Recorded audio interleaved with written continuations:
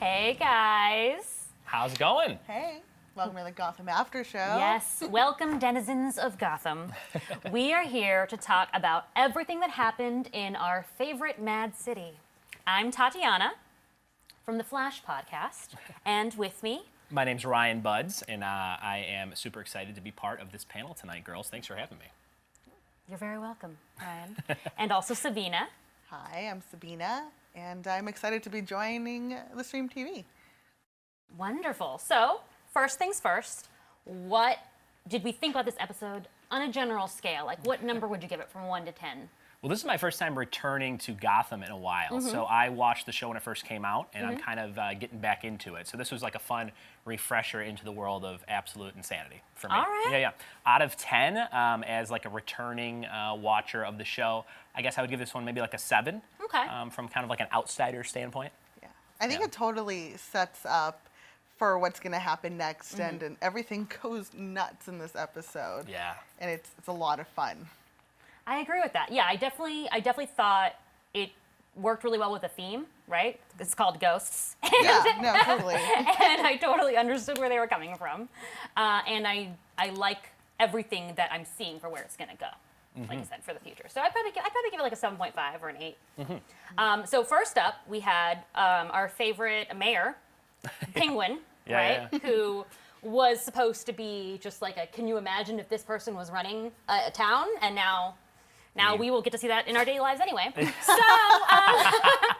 what did you On guys... a much higher scale. Exactly. So what did you think about his, hallucination that turned out to be something even more sinister, perhaps? I thought it was really great because you kind of see and know the noted absence of Nigma, and you're just like, something's going on. I got what he was putting down for sure. Yeah, I love the hint at the beginning where we get to hear Nigma's voicemail greeting and feel his absence from the show. His greeting, if I remember it, was leave a message or not, whatever. It was very emo. It was like Edward Emo, Igma. Yeah. It almost made you forget that he had plotted vengeance at the end of the winter finale, right? Exactly. And then it just starts off like, oh, well, I'm still, I'm too depressed to do anything. Yeah. But yeah, I really liked the Christmas Carol feeling that you mentioned. Yeah, That you both, I think you both brought that up. very Shakespearean, Hamlet-like, also with the ghost, like in the father's warning, and also when Penguin has blood on his He checks wrist, the and he's cuff. just He like that, looks like down. makes him flip out, Right. During the interview, and then he sees the seemingly the ghost of his dad standing there with a little nightcap on. Yeah. I love those sleeping caps. We should bring those back. I feel Totally. like. The And he's- fact that the candle and because everything? it's Gotham, Yeah. for a second I really thought like, I definitely believe that Penguin's dead father has come back from the dead as a Anybody, ghost. it could happen, right? Yeah, no, exactly. totally. It's a mad city. Right, or like it was a metahuman or just whatever. Yeah. Because I guess also because of reanimation, right? So I thought maybe this is Of course. possible. It's like, also really great Hugo Strange. to see Paul Rubens come back, and I just always geek out because he was the Penguin's father in the Batman Returns. Batman Yeah. Returns. Yeah. continuity. Oh, James Mirror Domains, which is a super cool username, said that they would give the episode an 8 out of 10. So, Ooh. all right. So I Nice guess job, James. people were liking it.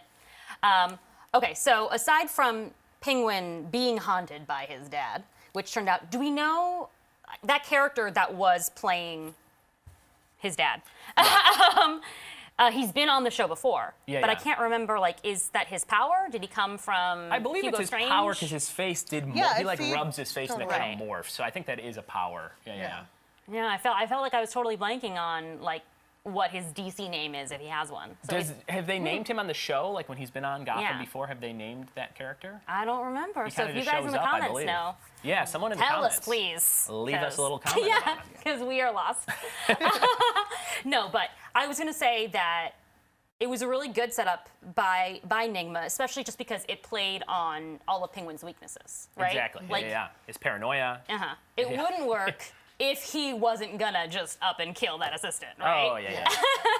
So I just remember thinking, like, yeah, it was a really good trap because Penguin is someone that you could trap really easily Oh my like gosh, that. he fell for it so quickly. How many people has Penguin clubbed to death on this show? Like, he just grabs the nearest object. I feel like he's done that quite a Oh bit. my God, Kwame said it's Clayface. God, I should have thought of that immediately. Like, I know who Clayface is. Duh. Well, I know who Clayface is. Duh. I, for some reason, All right, didn't realize thank you. that was his thing. Thank you, Kwame. Thank you so much. Anyway, but yes. Any other final thoughts on Penguin and, the reporter lady, right? Yeah. Yeah, I mean, I feel like that was a little like throwaway. I don't know if we'll be seeing more of her necessarily. Yeah. It Right. definitely. I thought it was hilarious though that she was saying the world wants to know your story, but we were like, you mean just Gotham? Right. Pretty much just It got was Who supposed to be wants to like, see the mayor? maybe a national stage, but even then, I'm like, not that many people in the U.S. really care about what the mayor of Gotham is doing. I love Yeah. like the Norman Rockwell-esque family they cut to, just like watching together. like families still do They that. were so offended when he said to hell with the people. I it was really great. felt for them. I really felt for them. They Oh, were yeah. rooting for him, and he let them down. That's okay. Moving on. Other people that maybe let us down. I was let down by these people. But the Carmine Falcone was out Yes. to get Jim, right? So Yes. was Lee. I was Yeah. so excited. There was a point where I thought Jim has like turned everyone like bad, including the woman he loves, because she was like, "I want him dead," and I was like, "Yes, You know, yeah. go after him." It was totally believable Yeah, in that no, moment. I totally. was rooting for Lee. And like, she tells him to his face in the episode that he's infectious, Yeah. you know, and he Yeah. seeps into everybody. So I thought it was perfect. right. It definitely, you could feel where she was coming from. Like, if the man that you decided to marry is gunned down, right? Yeah, right in front of you like that. Yeah. So poor Harvey. Speaking of Jim dragging people Yeah. into his mess, Harvey just is carried along the entire episode, getting shot at, Oh, yeah. just because he's friends with Jim. Yeah. His hair longer and greasier than ever. Yes. Just kind of trotting behind him, ducking behind garbage cans. Yeah. So, of course, Lee is not going to kill Jim herself, and neither is Carmine. He hires Victor Zsasz, everyone's favorite Zsasz. hitman. Who I called out has to be, he had to play somebody in Mad Max Fury Road based on his appearance alone of a bald, sleepy-looking guy. You know what I Or if not, he should be cast in the sequel. mean? Right? They should do it.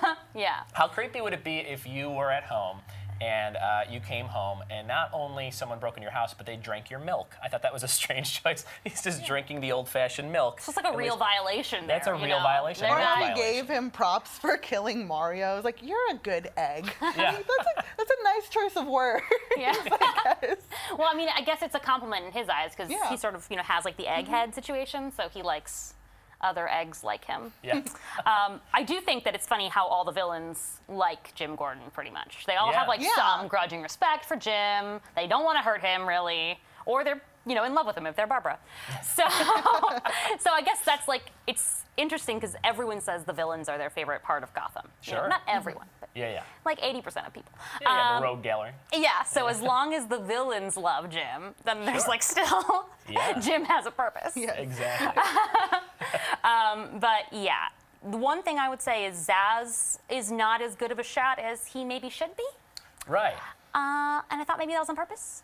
Because he Yeah. did say he didn't want to kill Jim. Yeah. There are a lot of bullets flying in a small alley, and Jim dodges them in a Matrix-type fashion and in a slow-motion sequence. But you would think he would be able to hit them, especially they weren't that far away. I mean, that was yards away, I would say. Right. Yeah. So like He was totally biding his time Mm-hmm. for Lee to go and speak to Barnes and see that he is indeed crazy, and maybe if Mario had continued to live, it wouldn't be a life at all. Yeah. Right. Not being who he was.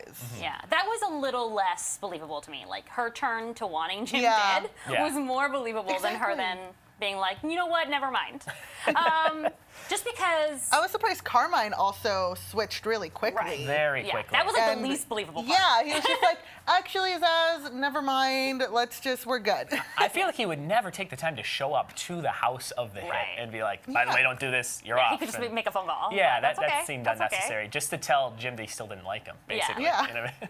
I guess it shows that Lee is going to be like a daughter to Carmine now. Interesting. So yeah. hopefully from now on we'll see that relationship building. Because Yes. so far I don't think they didn't earn that. Right, Yes, you're yeah. right. You're I right. don't believe that she would say, I don't want Jim to die, and then he would be like, Yeah.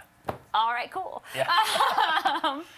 So we'll see why that is the case in the future, because I guess he doesn't have an heir now, right? Yeah. Yeah. Exactly. She's going to be the heir to the Falcone, There she is. whatever, Falcone. It's all hers. Mafia. Yarhar said about Harvey that he came back anyway, so I think he secretly likes it. That's 100% true. Like, Harvey loves being in the drama with Jim. I think before Jim showed up, Harvey didn't care about his job, and he didn't care about Gotham. Yeah, yeah. One of he had a great line in this that I wrote down where he says, "It's not a morgue, it's a motel." Because all these bodies keep just checking out. It's not a morgue, it's a motel. That was a very awesomely cheesy line. Yes, yes. But it made sense. Anybody who dies on this show, I feel like, can come back at any time. That's true. Yeah. Which is interesting. It's an interesting plot point. You know. This person did not die, Yeah. but more people came back, Yeah. which is Maria. So we had Kat, or Selina's mom, has shown up to sort of mend her ways, or at least apologize to her daughter. So what did you guys think about their touching scenes and Bruce's role in their reconciliation? I thought Bruce was such a good girlfriend, where he was like, I can figure out a way for you to talk to her, and sets it up for them. But I don't know, I feel kind of weird about Maria. I kind of feel like this is a setup where they're making it seem like she's in danger, and she needs their help, but she kind of, she's known that she's in with Bruce. Yeah. So I feel like a little suspicious. I think there's a little game at play here. Along with the idea of the Paul Rubens Batman Returns cameo, do you guys think that Michelle Pfeiffer would have been a good mom for Selina? I was thinking about that the whole time, and I'm like, maybe she's too old, maybe she's perfect. I'm not sure exactly. I mean, I think she might have been a bit too old. Right, Yeah. but I feel like it wouldn't have mattered. Like, if Yeah, you got that's true. Michelle True. Pfeiffer, Yeah. then everyone would think that was cool and not be like, I don't believe that she's Catwoman's mom. That's a good point. That's a good But point. I think they probably couldn't get Michelle Pfeiffer. That's true, too. You know. She's off filming Hairspray 2 and 3. Somewhere, I'm sure. No, I totally agree with your point, Sabina, though. Like, I can't help but feel like Maria is playing them. And it sucks, because I don't want that for Selina. I want her to have, her mom. But then she wouldn't be Catwoman if she did, right? So her mom's got to Exactly. either die or be playing her. Yeah. Yeah. And She I'd did have a rather- nice box of heirlooms. She had a Yeah, nice true. baby picture. Yeah. And like an old doll shoe. It's a I nice don't- thing to have, right? Yeah. A doll shoe. I'm sure her mom loves her, but Yeah. I don't think that she's here just to say hi. That's a Yeah. good point. But yes, Bruce was a wonderful girlfriend, very understanding. Yeah. Selina's mom, little A touchy little flirty with Alfred, Oh, and yeah. that was very interesting. I thought they were gonna start making out Yeah, in front of the kids they at the were table. all over each other. They did an amazing job of creating sort of a banter there that made me feel like they knew each other for much longer than they did. Yeah. Like, I was suddenly like, wait, am I missing some of their backstory? Because Yeah. I really feel like this is happening. Yeah. You even were like, I ship it. Yeah, I did. I said, I ship it. Yeah. All Thor in there. What was I going to say about Selina? I was surprised that Selina actually accepted Bruce's help for once. Yeah. Because, usually she will throw everything in his face Sure. all the time, constantly. And be like, I don't care, let me Yeah. go. I think she's gonna use this and throw it in his face, to be honest. Oh, you mean like once it turns out that the mom Yeah, is the totally. mom is not so good? Oh no! She does kind of throw Bruce's money around, where she's just like, oh, Yeah. he can pay for this. I'll take care this of guy it. roughing you up in a motel. That's Bruce's own fault because he just constantly gives her his money, and so now Yeah. she's like, it's like a joint bank account, right? Sure. He's like the youngest sugar daddy that's ever lived. Yeah. The final and possibly most important part of the episode was the introduction to the Joker. I'm sorry, the Maniacs Yes. Maniac. with an X. Yep. Yes. Because we've got, in the theme, in the spirit of ghosts, a potential reanimation of Jerome, right? Yes, so he everyone's might be favorite. back. yeah. What did you guys think of that build-up? With starting off with like the random girl on the subway who was dead and then not dead and dead again. It was fun to follow that guy around the morgue. What was his name? Mortician? Dwight the mortician. White mortician, yeah. Yeah, who was actually David Dismulchin from The Dark Knight, and Yeah. he was the decoy that had Rachel's dolls' The name tag. I remember yeah. that. Yeah. Yes. He has the big eyes that they stand out, and I'm like, I know this guy from Batman lore somewhere. You know? Yes. This episode was so full of callbacks like that. It was Totally, really great. yeah. Like, I feel like it's not usual for Gotham to be this on point about connecting to the larger Batman universe. Yep. So good job, guys. Jerome threw the police cap on at one point. Yeah, that which is, was I feel totally like an homage. Yeah. Going back a second, my revelation, hello, my revelation, said, doesn't Selina's mom look like Michelle Pfeiffer, though? And yes, she did. It was did. like, she looked just enough like Michelle Pfeiffer that you knew that they couldn't get her. But it was great. That's dead on. That's a great description. Good observation. Good Yes, observation. thank you, my revelation. Yeah. But yes, back to the reanimation zombie situation that we've got. Well, first we got like a Snapchat length video from the Joker. Yeah. Where his whole crew of minions got to kind of watch. The Maniacs, who kind of look like the Black Parade. A little bit. A little bit. They had that going on. I really think, I don't know if they're doing this on purpose because the storyline's happening right now in Batman Beyond Rebirth, but there is a group of characters once the Joker is dead. And they call themselves the Jokers with a Z. And they go around wreaking havoc on Gotham for the new Batman. Gotcha. And right now, their leader, or one of them, is trying to reanimate the Joker in Batman Beyond. I see. So I think no spoilers. I mean, I don't remember if it ends up being the Joker or not, blah, blah, but We have a Jerome-sicle that may or may not end up being the Joker. And I thought his eyes were going to open. We all kind of talked about that at the very end. We're like, oh, these eyes are going to shoot open, but they I like how saved he's it. frozen in that smile. It's so good. Yeah. They saved it, but then the promo sort of sells it The out. promo, if you ever had a doubt if this guy was the Right. Joker or not, it was like Joker Central. It was Right. like the wide smile. Oh my Cra- God, that was so Smile, creepy. the face Very cool. peeled off. And I wasn't totally sure, but I think one of the last frames, it almost looked like he was wearing dark purple, like a dark purple suit at the very, very end of that preview with his back to the camera, like facing the city. And I was I'm gonna have to go like, back and rewatch that. This is Joker Yeah. Central. It's happening. it's happening. Yeah, it's happening. Did you guys hear? I think the news just came out today that there's going to be hints about Harley Quinn coming by the end of the season. Yeah. So I think that maybe Warner Brothers / DC sort of took away the inhibitions about, you can't have this stuff on the show because of the movies. Yeah. So they might actually really start going for it. Because like right now it's still Jerome and Maniacs instead of Jokers. Sure. But maybe by the end of the season. And I mean, she could even be just like an intern, like a psych intern. That'd be so cool. Right, because everyone's got to be so much younger. And I feel like once it's like very clearly stated that that's what's happening, like it'll be like a season ender or a season opener. I feel like, don't you? Like that's the moment you save that big marketing opportunity for. So that'll be a fun time. I just wonder what they're gonna do to keep the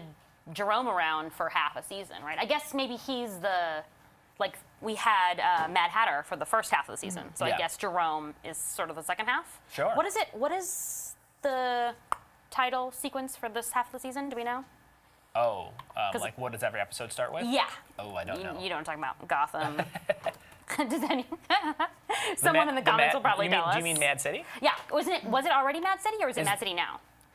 Oh, I thought I thought this whole chunk I don't know why I thought called- they broke it up. Oh, into maybe I'm two wrong. halves. But I could be oh well, wrong. one day I'll know the truth. Does anyone else have any thoughts about the rest of the episode or what you think is coming in the future? We didn't talk too much about Nigma and his whole role in these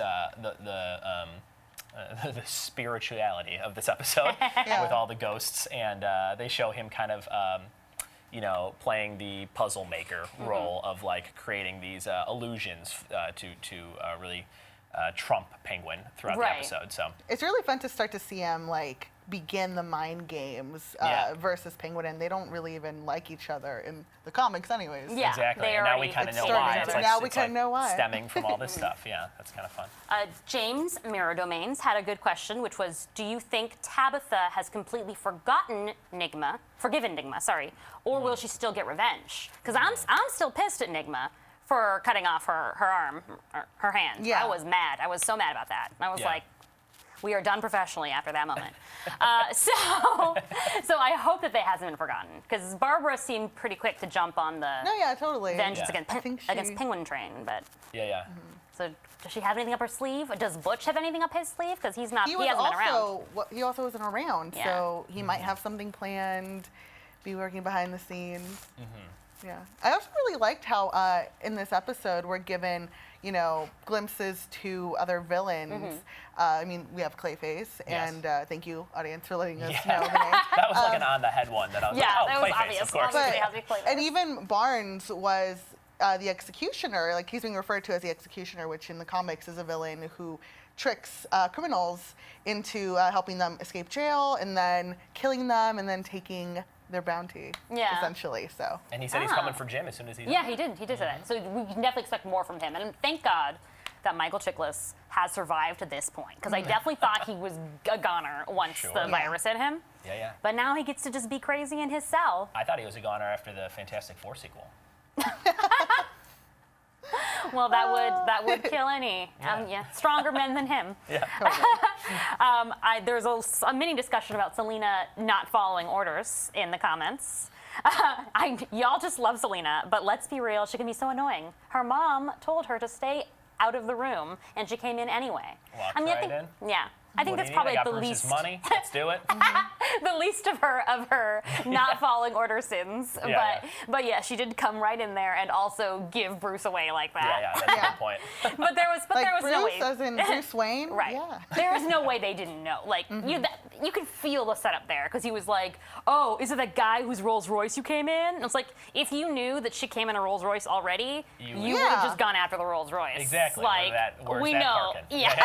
Like you obviously are doing it to get Selina to do something. Yeah. Yeah. And then the mom kept being like, "Leave her alone." Like she was already being left alone. Just like putting on a show. It was very protecting her daughter. dramatic. Yeah. I was like, something's going on here.